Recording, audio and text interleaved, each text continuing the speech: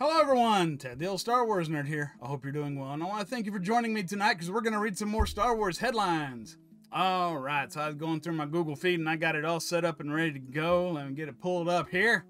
We'll just start off with a simple one. Star Wars 10 Secrets Behind the Death Star You Didn't Know. Well, let's just have a look at this.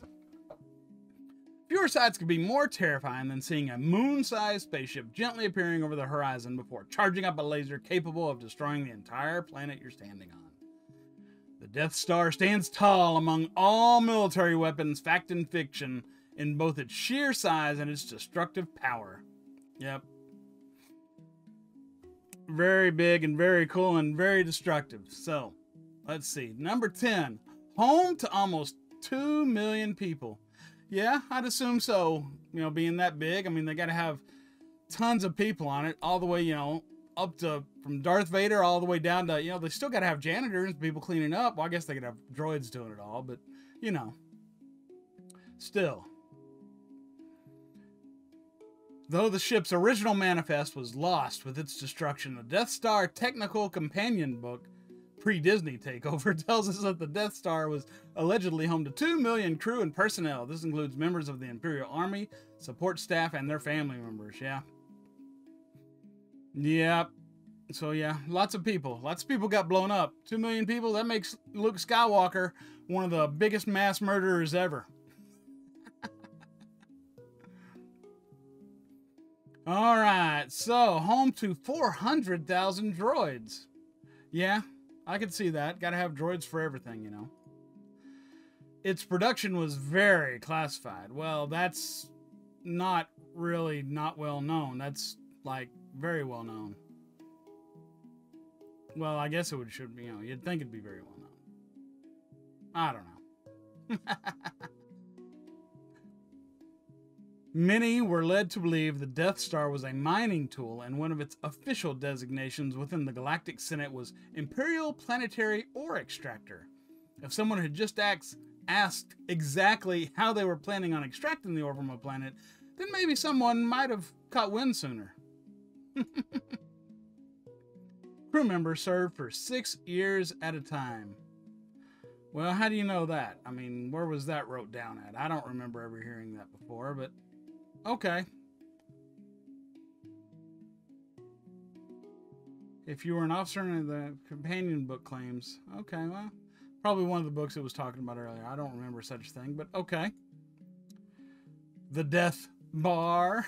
If you've ever seen those Robot Chicken episodes with the Emperor and Vader in them, yeah, they go to the cafeteria. It's pretty funny. And you got to think, it's got to have things like that. It's got to have, you know, cafeterias, and it probably had all sorts of off-duty recreational facilities, probably basketball courts and all kinds of things like that. It had a gravitational pull. Well, yeah, being about as big as a moon, it would have its own gravitational pull.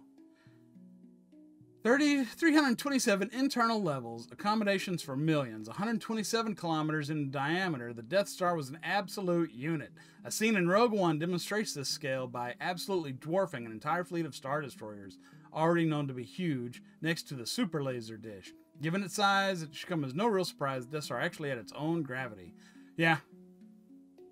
Yeah, it would have its own gravity, I mean, being as big as it is. And I forget where I saw it, which movie I saw it in, but this little ring right here in the middle, this equatorial ring, that's where the Star Destroyers and everything docked at. You can see them coming and going through there. And a lot of other people don't know is that's not the trench they flew down in Star Wars to blow up the Death Star.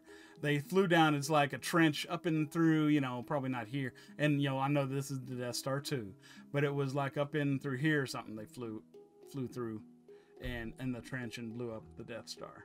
It wasn't this middle one, like many people think. It needed 123 hyperdrive generators to reach light speed. Yeah, I could see that. I could see that. The thing's huge. I mean, you got to make a whole damn planet go, so yeah. And that's one of the reasons why it took so long to orbit the planet of Yavin, because of, you know, it's just that big. They should have just come out of hyperspace to the right place. A ping pong table was used to film the final assault. Yeah, they built all this stuff on ping pong tables, had them outside, and filmed it all outside in the daylight to get some of the better lighting. Yep. Shopping malls and dog parks. As if the luxury drinking parlor wasn't enough for the Imperial garrison, the Death Star was also host to many other facilities designed to accommodate the needs of their vast staff. According to the once canon Death Star designer game, these facilities included shopping malls, parks, recreational areas, and commissaries with luxury items. Not sure what would be available from the malls. Maybe some Nike Air Vaders or a set of Ray-Ban sunglasses. Boo. Yep, very cool. I'm sure it had all kinds of things in there. The Tarkin Doctrine. Oh, the Tarkin Doctrine was just outlined in the canon novel Tarkin. The Tarkin Doctrine, named for Moff Tarkin, one of the central antagonists of the original film, was the policy of its own creation. A policy of his own creation, outlining his belief of how the Empire would rule through fear. Formerly a member of the Imperial Navy, Tarkin introduced this ideology that would become the primary Imperial mindset that led to the creation of the Death Star project. In Tarkin's mind, it was the duty of every citizen in the galaxy to serve under the Empire to achieve peace and order, which he believed could only be achieved through a terrifying military flagshipped by a planet-exploding mega-weapon. Oh, very cool. Yep, so 10 things that you probably didn't know, maybe. Bet you can't name all these characters. Well, let's just see. Let's just see. Who is this Star Wars character? That is Kit Fisto, I believe. I gotta admit, I'm not that solid on prequel trilogy characters, but I believe that's Kit Fisto. I know who that is. That's Watto. That is Shmi Skywalker. That is General Dodonna. Jan Dodonna. That is Biggs Darklighter. Oh, that was, I think the actor's name is Chirrut Imwe. But he's either Baze or Baze or Bodhi. I think he's Bodhi. I'm going to go with Bodhi. Oh, that is, that's that guy from The Mandalorian that Bill Burr shot, and his name was Valen Hess. That is, without even looking at the names, that is Admiral Piet. Yeah, Piet. And that's Pershing. Yeah, that's that Dr. Pershing guy. And that's Holdo. And that is, I don't know who the heck that is.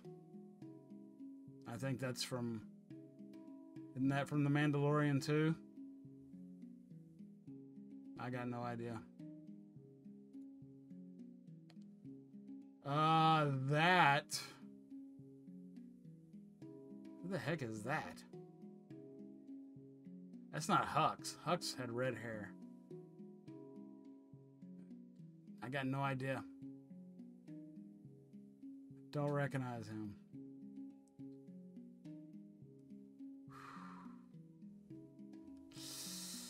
Don't recognize her either. Got no idea. That is Ki-Adi-Mundi. Yeah, Ki-Adi-Mundi. That is Sebulba. That is Logray, isn't it? Yeah, that's Logray. That's the shaman, Logray. That is Bib Fortuna. Or the late Bib Fortuna now. That is 21B. I scored 83%. Great score, but not perfect. You're almost there. Try again. Nah, I don't think I will. I don't think I will. Next. John Boyega compares franchise roles to being in a luxury prison. Okay, while talking about Steve McQueen's Red, White, and Blue, John Boyega has given his thoughts on the nature of franchise filmmaking. He's been in the news lately about lots of different stuff that I don't really want to talk about. States Boyega, being in a big franchise, it's kind of like luxury jail sometimes for an actor when you want to do something else. Because remember, in a franchise, you're working on one character for many years, which can starve your other muscles. And in wanting to be something where I knew that I'd play a different type of role, a different type of man, and then knowing Steve through, well, we're all part of the same industry, so I'd heard about Steve's directing style. I was really, really curious and excited about the opportunity anyway to be a part of it. And when it came through, I was on the telly like, this is my moment. Yeah, he makes a good point. For an actor concerned with his craft, the idea of being stuck performing chiefly as one character could certainly be unappealing.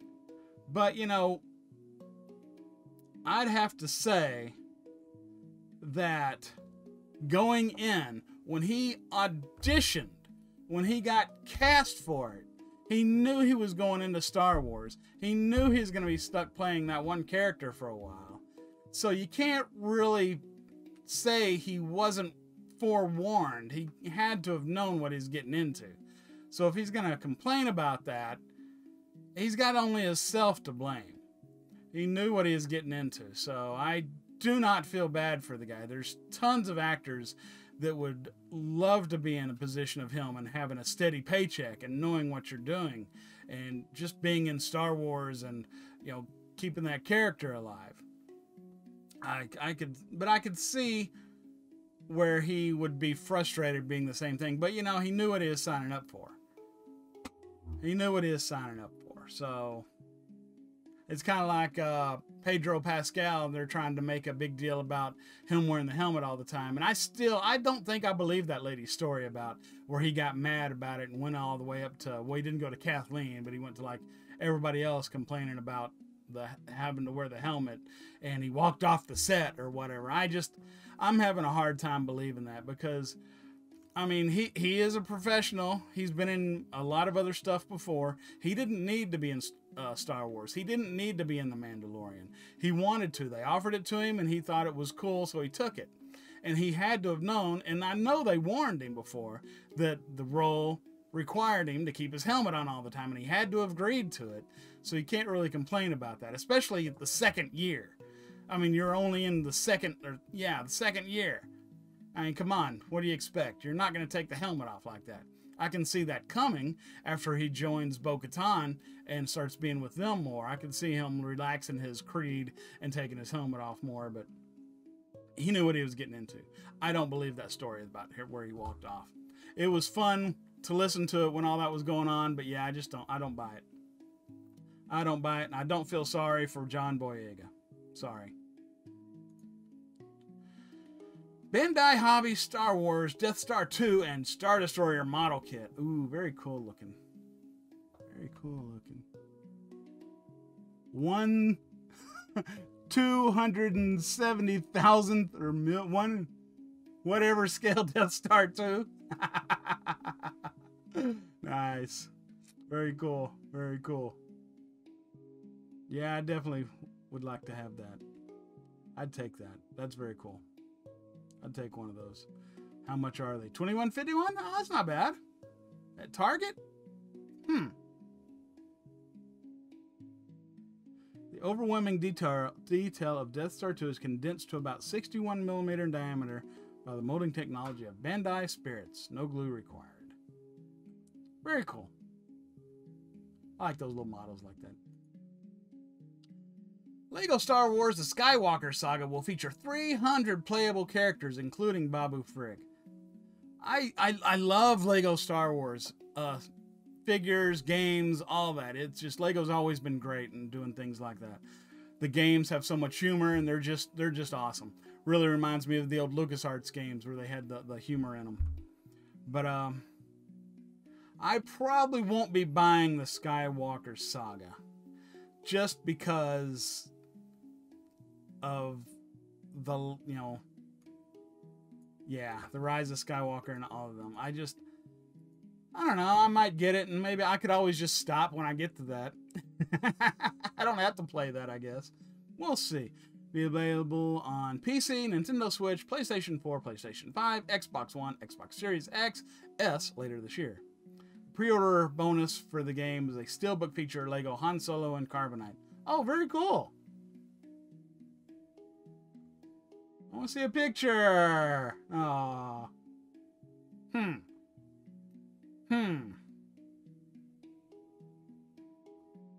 Yeah, I don't know. I probably won't buy it, but I might. I don't know. I'm still trying to not buy any Disney stuff. I haven't given them anything yet. But I'm very tempted sometimes. Very tempted sometimes. Okay, well, that'll be very cool. I'm sure a lot of people will enjoy that. All right, Star Wars announces new Skywalker family novel. Yeah, I heard about this. What's it called? It's A Family at War. And I'm not sure if it's going to be a story, but it's like a biography, I guess. So it's kind of more like, I don't know if it's going to be really like a reference book or what it will be. I'll probably have to go to Barnes & Noble and look at it one day.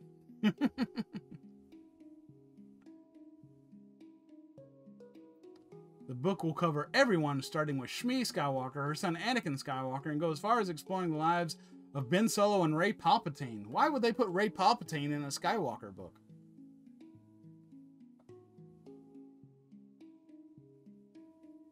That is kind of funny. I mean, they're going to be talking all about the Skywalkers, but then they got Rey Palpatine in it. I don't get it. I don't get that at all. They should put Rey Palpatine in the Palpatine book. All right. Alan Tudyk shares interesting challenges while working on Rogue One. One of the best things about Rogue One was the former Imperial droid K2SO, who's played by Alan Tudyk. However, the Firefly actor has just revealed that there were several challenges in bringing the character to life in the film. In Rogue One, K2 was obviously not fond of lead character Jyn Erso, and the droid made it clear he was only being forced to get along with her. However, Tudyk has shared with Collider that his character almost went too far at the beginning of production because the original writer had other plans for the droid. There was a certain point early on where the story shifted.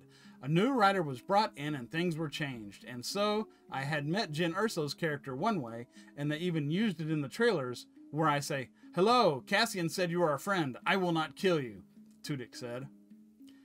He has a point here, considering that the trailers seem to depict a completely different story compared to what actually ended up in the theatrical cut. But the teasers had a lasting effect. Yeah, I remember that when that happened. There was a few different scenes in those teasers that just aren't in the film because they totally reshot it. He said people are asking him to say the line, but he insisted he won't do it. He insisted because the film, that it wasn't in the film because things changed. Although it was confusing for the crew and cast at first, Tudyk was quick to point out that he enjoyed every minute of it because of the director and his favorite co-star, Diego Luna. So that's tough, that's tricky, that can shake your faith, but in working with director Gareth Edwards, I loved working with him, and Diego Luna is a lot of fun. There were a lot of pictures on set, like from on set, pictures that I got to see, and there's a lot of me and Diego, and I'm laughing. I'm just laughing my ass off a lot, Tudyk said. It's great to know that Tudyk and Luna had real chemistry on the set of Rogue One. Sadly, we won't get to see that again in the upcoming Cassian Andor series. Yeah, not the first season. Yep, but it says right here. He might not be in the first season, but blah, blah, blah. And Alan Tudyk's in the Resident Alien series adaptation. I might have to watch that. I saw a commercial finally for it the other day. It looked pretty interesting. So yeah, Alan Tudyk won't be in the first season, but he'll probably be in the second or third season. If that goes that far. Very cool. Very cool. Okay. Now this last story, I've got 3 different sources on. You got Epic Stream, you've got Game Informer, and Campus Lately, and there's tons of others too that I just skipped over. But basically, they're all saying that there's a new Knights of the Old Republic game in the works, but without BioWare. And it's not EA doing it. It's not BioWare doing it. Nobody knows quite who's doing it. But supposedly there's a new Knights of the Old Republic game being made. And nobody knows anything about it. Or nobody's reporting anything about it, at least. But that would be very cool. And I'm looking forward to it. I loved the first one. The second one was okay. I'm not as big of a fan about it as most people are. A lot of people seem to really enjoy the second one more. But I like the first one. I like the first one. So that would be very cool. I'm looking forward to that. I'm looking forward to all those Star Wars games. So there's that. Okay. Alright, well, let's end this tonight with this little thing that I saw that just looked too darn funny to not watch. It's only 2 minutes long, and it's a Jawa plays Eruption, which is the solo that Eddie Van Halen plays. So, let's get ready to watch a Jawa plays Eruption, a stop-motion tribute to the great Edward Van Halen. I'll go ahead and read the article. Since the passing of Eddie Van Halen, guitarists and artists alike have taken it upon themselves to find new and creative ways to pay their respects to the guitar great. Last year, we saw artist Paul Archer honor Van Halen with a massive building mural outside his airbrushing studio. More recently, we got our first glimpse at Robert Vargas's Long Live the King artwork at Guitar Center Hollywood. Now, YouTuber Thomas J. Yagodinsky has paid his respects to Eddie Van Halen with a Star Wars-themed stop-motion animation that sees a Jawa shred EVH's guitar masterpiece, Eruption. So, here we go. I hope it's as good as what I think. Edward Ludwig Van Halen was a virtuoso, innovator, intergalactic legend. Rumors exist of his origin in this galaxy. Once, I scavenged an artifact. I study and learn. In deepest tribute, I will now perform for you, Eruption! Here we go.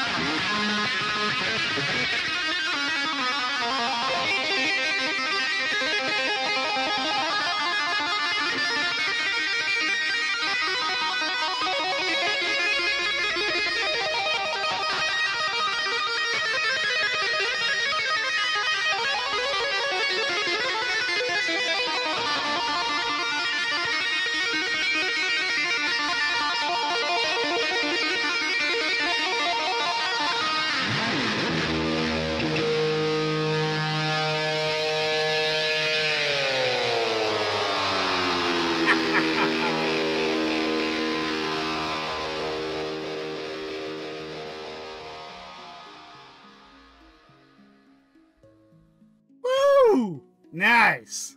That was awesome.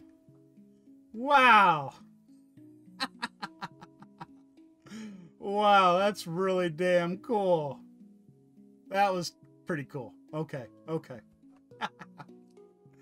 All right, well, that's going to wrap it up for tonight. That's going to wrap it up for tonight. That was greatness right there. So I hope you enjoyed that as much as I did. That was, yeah, very cool. So anyway. Whew. All right. Well, that's Star Wars news for tonight. Trying to keep it short and simple. What are we at? 26 minutes? Oh, that's not short and simple, huh? Anyway. Thanks for tuning in. I hope you enjoyed it. I am Ted, the old Star Wars nerd. Please leave a comment below. Click the like button. Click the subscribe button. Click the bell for notifications. I thank you for joining me. Please come back again and we'll do some more fun stuff, all right? Thanks again, and I hope to see you again soon. Take care.